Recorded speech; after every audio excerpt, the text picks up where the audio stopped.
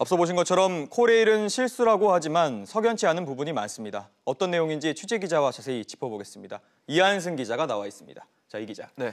이제 저희 취재가 시작이 되니까 코레일이 사실 확인을 하고 오류를 수정을 한 거잖아요. 네, 맞습니다. 만약에 저희가 문제를 제기하지 않았다면 주 40시간으로 계속 남았을 수밖에 없을 것 같은데요. 네, 일단 저희가 코레일 측에 이 상황이 어떻게 된 거냐라고 처음 물어봤을 때 코레일 측의 답변은 확인해보겠다였습니다. 예. 그 후 한나절이 지나서야 이 단순 실수라면서 정정을 하고 있다는 답변이 왔었거든요.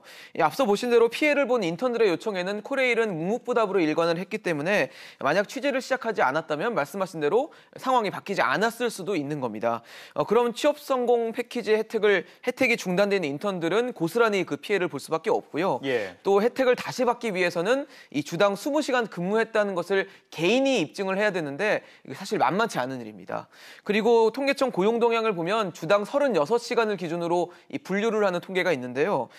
보통 이 36시간 미만 취업자로 이 인턴들이 잡혀야 되는데 36시간 이상 취업자로 분류가 되는 오류가 발생할 수도 있는 겁니다. 네. 그런데 이렇게 주 20시간 근로자인데 주 40시간 근무자로 분류된 사람이 얼마나 되는 거죠? 네, 그것도 코레일 측이 문의를 해봤는데 코레일 측은 이 20시간 근무를 했는데 40시간으로 잘못 입력된 사람이 무려 700여 명에 달한다고 밝혔습니다. 예. 사실 뭐 단순 실수라고 좀 치부하기에는 적지 않은 숫자인 거죠. 네. 그러면 그만큼 인원이 통계에서도 좀 잘못 기입될 수밖에 없을 것 같거든요. 네, 맞습니다. 그래서 올해 고용 동향 지표를 좀 먼저 보시면서 설명을 드리려고 하는데요. 이 36시간 미만 취업자 같은 경우는 지난 2월 달을 제외하고는 1년 전보다 매달 증가하는 모습을 보였습니다.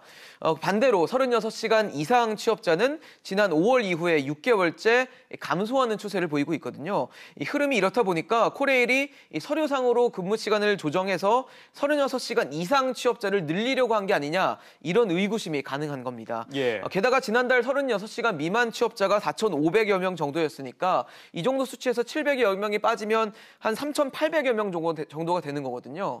그래서 1년 전과 비교했을 때는 뭐 이런 36시간 미만 취업자가 거의 늘어나지 않은 상황이 되는 겁니다. 예. 물론 이에 대해서 코레일 측은 단순 실수였다면서 확대 해석에 대해서는 경계했습니다. 네, 이 기자. 그런데 최여명 인턴은 계속해서 논란이 되는 것 같거든요. 맞습니다. 최여명 인턴 제도가 시작부터 좀 그 단기 일자리를 통해서 통계 숫자를 늘리려는 거 아니냐 이런 비판을 받아왔었는데 이번 사건으로 사실 더 의심을 사게 된 형국이 됐습니다. 예. 36시간 미만 일자리가 36시간 이상인 일자리보다 임시직이나 일용직 일자리가 많기 때문에 상대적으로 더 좋지 않은 일자리로 평가가 되거든요.